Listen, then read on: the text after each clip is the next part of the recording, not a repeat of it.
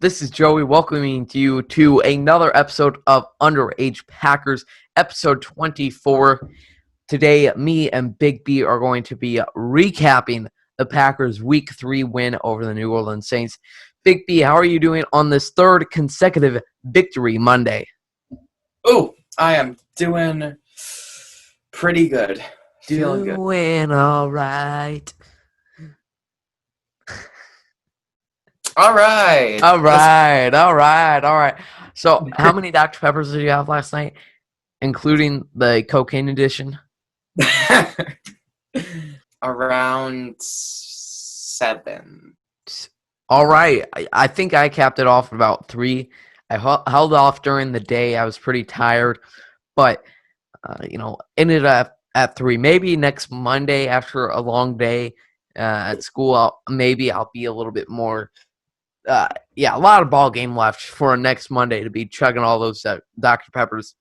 So today, in this format, we're basically going to look at what worked for both teams, what did not work for both those teams, and then take a few little recap steps and what we learned. So let's start off. What worked for the Green Bay Packers? Obviously, they won 37-30, so what worked for them? The two incies of football is like what I like to call it. I wish there was a more catchy phrase, but the incies. Yeah, efficiency and consistency on offense. Now, we talked about this after week 1, that if the offense scores a certain amount of times, if they score every time they get the ball, if they score so often, then it won't even matter what the defense does. If they're able to put up a 40-burger every week, then it won't even matter how many yards Dalvin Cook, Alvin Kamara, Ezekiel Elliott, Chris Carson runs over on them. All right, and they definitely did that last night. Alvin Kamara had a few good carries there, had some explosive plays, but they were too efficient, too consistent on the offense, holding on to the ball for quite a while. Big key to that was the passing game. Aaron Rodgers went out there. I can't remember his exact stats, but he was dotting some people up. Alan Lazard getting 2 deep bombs, a great one to Mercedes Lewis. Big dog. What a catch by him.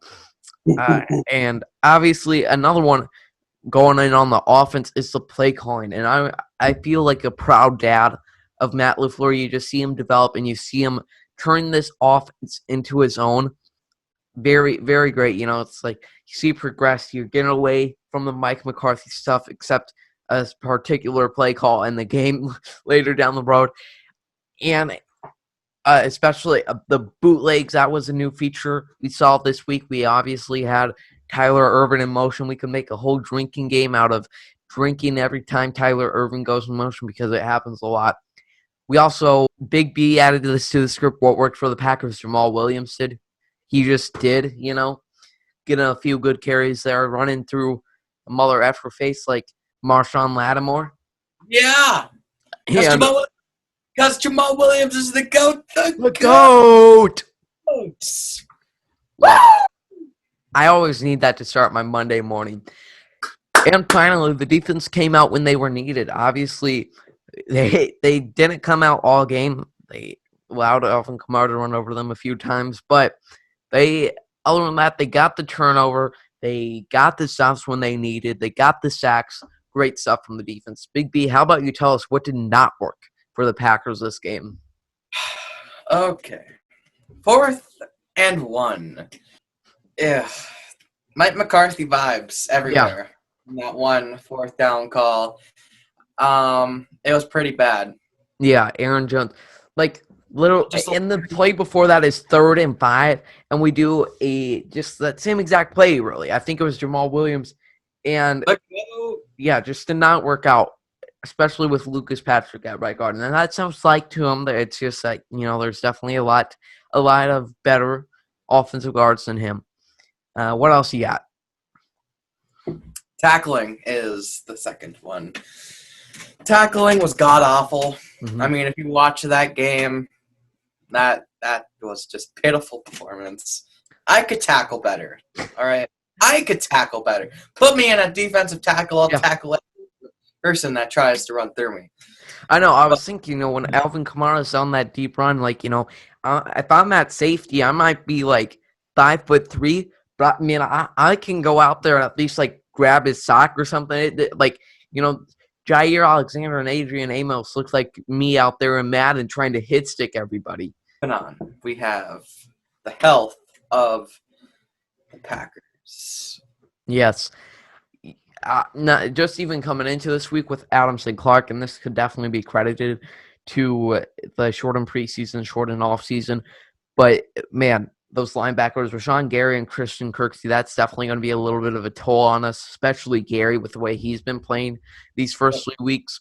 So hopefully they can have a quick recovery. That bye will definitely help us. And the fact, the Falcons aren't a premier talent coming in to Monday night. But you never know. They've put up quite an impressive score. They just haven't held on to the past 3 weeks or 2 against Chicago and Dallas.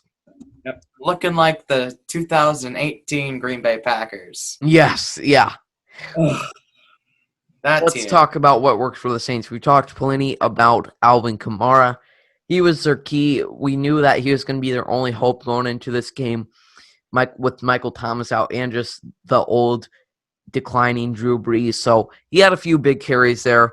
And also the short passing game. And, I think this was really a combination of both. Drew Brees doubting his talent to make those accurate and long throws there, and what Mike Pettin was giving him. And it's an interesting tactic. I don't know if it was by design or not, but I think it worked pretty well. There was obviously some times where they broke one off and got a ton of yards after the catch, but I like the idea of just giving them these short gains, but we got to have better linebacker cover right there. I'm expecting Christian Kirksey, Raven Green to be up there tackling him. We shouldn't have Adrian Amos have to come up and have him allowing 8 yards. Not a good look right there. So Saints obviously lost this game. What did not work? What didn't work for the Saints this week? Okay. Pass coverage deep. It feels like every time when Alan Lazard ran, he was open. All right. Yeah. The safeties, I don't know if they were even on the field during a couple of them plays. Yeah. Lack of explosive plays, of course. They got a couple of them. Got a couple of explosive plays, a.k.a. Alvin Kamara getting a couple of explosive plays. Also that one on the goal line for their defense. Yeah. Was what Jamal Williams was in too. Got ran over. That was not blame it on Matt LaFleur. That wasn't Jamal's fault. Yeah, that was awful play call and scheme. Blame it on the O-line. It wasn't Jamal's fault. Yep. And the last one is trying to be too cute with the play calls and Taysom Hill. All right. Yeah. I love Taysom Hill. He went to college with Jamal Williams at BYU. You have the honor of doing so. Yep. But Sean Payton's trying to force the ball in his hands. Yeah, it's like you're taking the ball away from Drew Brees. You're taking the ball away from Alvin Kamara. Look, sure, Taysom has some versatility, and sure, you might want to oh boy, we're paying this guy $7 million a year. We better get him out there a little bit.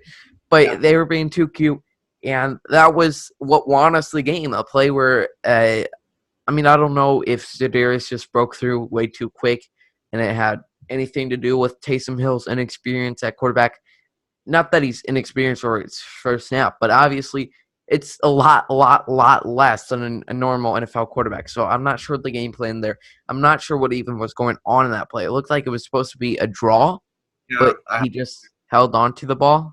Like an option type deal or... Yeah.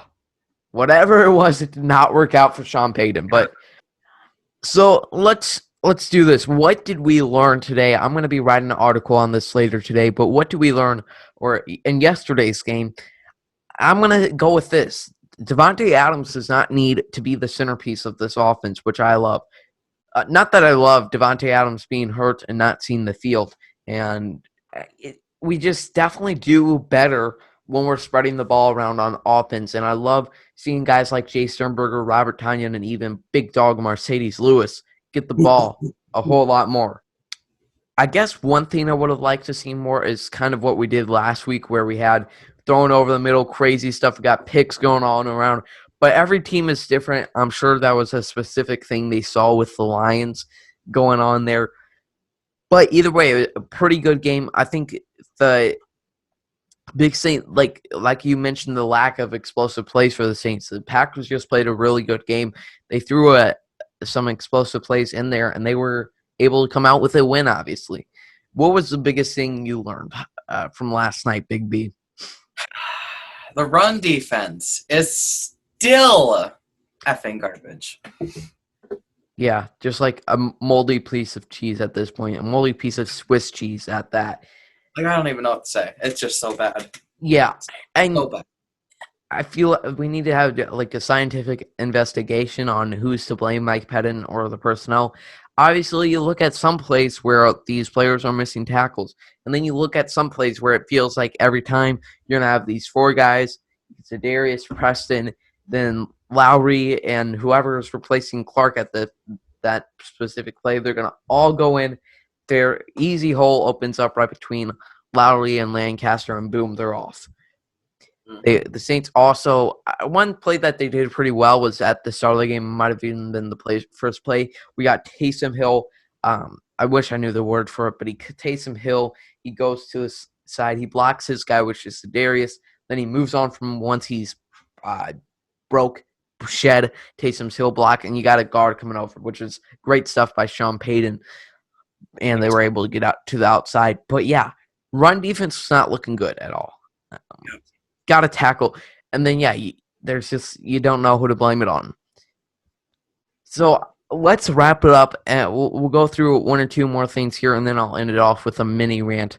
So after Rashawn Gary went out, we saw Jonathan Garvin come in, and he played pretty much the rest of the game, and he was phenomenal. Really, in the second half, he got a lot of pressures on Drew Brees. I think he might have even got a sack, or at least a half a sack. Got pretty close to Drew getting a tackle in the backfield there. Garvin, Ty Summers coming in. Not that he did too well of a job, but he didn't do too bad of a job where it was too noticeable, On the offense, Alan Lazard, we already knew he was a beast, but once again, getting some big plays in there. A great game, everybody stepping up. Billy Wynn as well. We better not lose with Billy Wynn in the lineup. Getting a pass deflection, baby. Billy Wynn getting us the W, all because of Billy Wynn. And finally, Aaron Rodgers is 10 times greater than Drew Brees at this point in their career.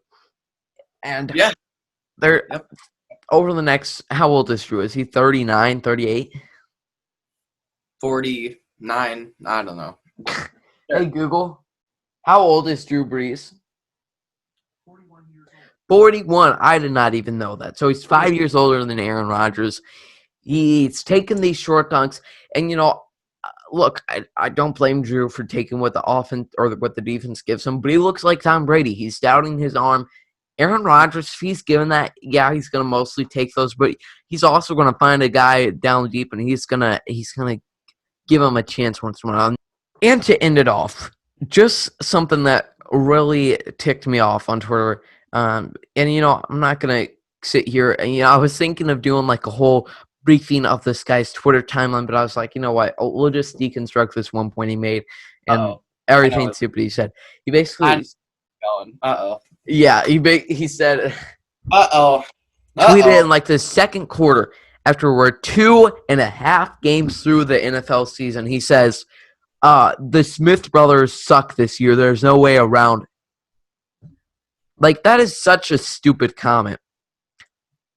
When Za'Darius, he has a sack. He's getting pressure on them. When you think Za'Darius and Preston Smith are coming in, who I'm pretty sure didn't even have a season starting last year or before they came to Green Bay, and they're getting 25 sacks, yeah, because nobody is planning for them. They don't have any game film. They're focused on Kenny Clark, and that's pretty much it. They're not scared of Za'Darius and Preston Smith until week 6 when they realize, all right, these guys are legit. And then Kenny Clark goes out. They have a full film of tape, and now they don't have to worry about Kenny Clark. They're not scared of Tyler Hickboy Lancaster, I'm telling you, all right? He says, so people were pretty much saying what I'm saying right now, you are so stupid. And he says, I'm done with this app. I can't even say the truth without homers coming at me. This fan base is so toxic. Like, it's full of homers. Like, I did not see that one. yeah, it's like that's a really bold statement to make that we're homers. Like, That, I mean, okay, yeah, we are homers, okay, but when you say something like that, and it's 3 weeks through, okay, maybe if it was like 60, we're at the end of the season, and Za'Darius and Preston Smith have barely done anything all season, but fans are still holding on to them, then maybe you can call them homers. But when it's three games in, and people are saying give it some time, and you're going to call them homers, let's chill out with that. What this reminds me of is Christian Yelich this year. It just feels, it's like Christian Yelich this year. Was last year like his coming out party? Last two, actually. So everybody. He didn't win MVP last year, but he didn't. Yeah, but then he had a little bit slight, run off this year. But he's still a legend, still the GOAT. Do you have any other thoughts? Any other people to expose? Any other writers to give great comments to, Big B? I gotta do something real quick. Shout out to the Jamal Williams Show on Game On Wisconsin, baby. Tuesday nights at, what is it, 6 o'clock, I think? 6 Central. Shout out Game On Wisconsin. Definitely go watch everything they got going on Game On Wisconsin, especially the Jamal Williams Show. The GOAT! They are also doing a raffle, so make sure you go head over there. Big B. You win free beer. You win free beer. Free beer. I hope you win that raffle for beer, and you have no idea what you're doing. Like, they should literally just give you Dr. Pepper. I'll take it. Yeah. Well, and also, let's just give a shout-out to Wes Hockwitz calling out, because, he's not supposed to, say anything controversial, but he's going out here dissing all these people. Oh, he's not Alan Lazard. Just caught a touchdown pass, and he is indeed not a first-round wide receiver. We love it, Wes. Please come on the show. Well, everybody, that's going to wrap it up for episode number 24 of Underage Packers podcast. Make sure you come back this Friday where we are previewing with a special guest this time around the Monday night game against the Atlanta Falcons. It might actually come out Saturday. We'll see how the schedule is going. But never know. But make sure you head over to our Twitter, Instagram, and YouTube, and we will see you later. Peace.